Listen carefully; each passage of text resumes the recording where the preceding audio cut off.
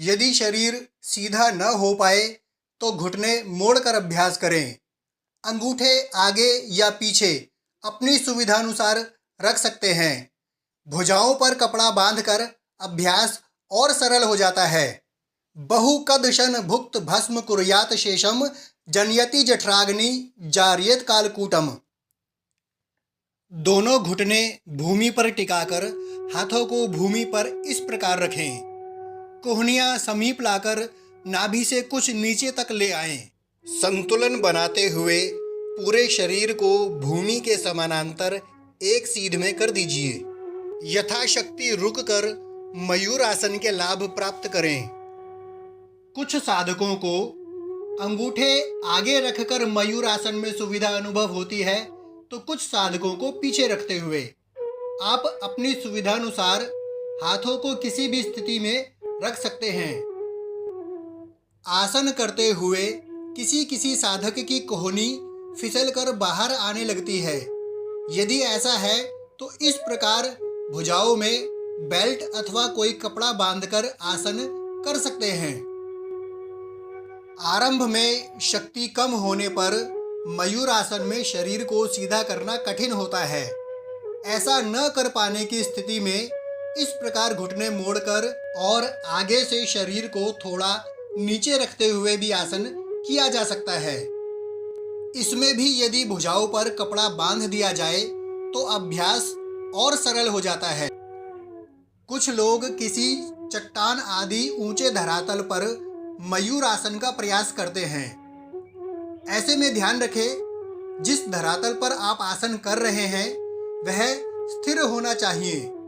यदि मेज के कोने आदि पर आसन करते हैं तो मेज पलट भी सकता है। परिस्थिति विशेष में मयूर आसन के अभ्यास से गर्भाशय पर दुष्प्रभाव पड़ सकता है। अतः महिलाएं पद्म मयूर आसन का अभ्यास करें। मयूर आसन के लिए पेट का साफ होना तथा शरीर का स्वस्थ होना आवश्यक है। इसके साथ ही शरीर भली प्रकार अनुकूल होना, स्ट्रेच होना भी आवश्यक है। अतः बाकी सब निर्देशों का पालन करते हुए मयूर आसन योगाभ्यास क्रम के अंत में करें।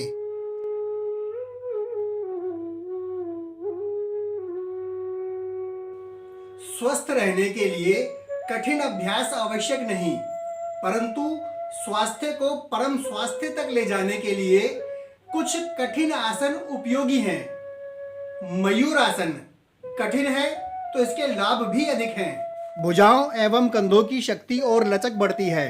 पेट की मांसपेशियां सशक्त होती हैं। पाचन संस्थान की शक्ति बढ़ती है। फेफड़ों की शक्ति का विकास होता है। मेरुदंड की शक्ति बढ़ती है। लीवर, किडनी, अमाशय, पैनक्रियाज, फेफड़े सभी पर इस आसन का बहुत अच्छा प्रभाव पड़ता है।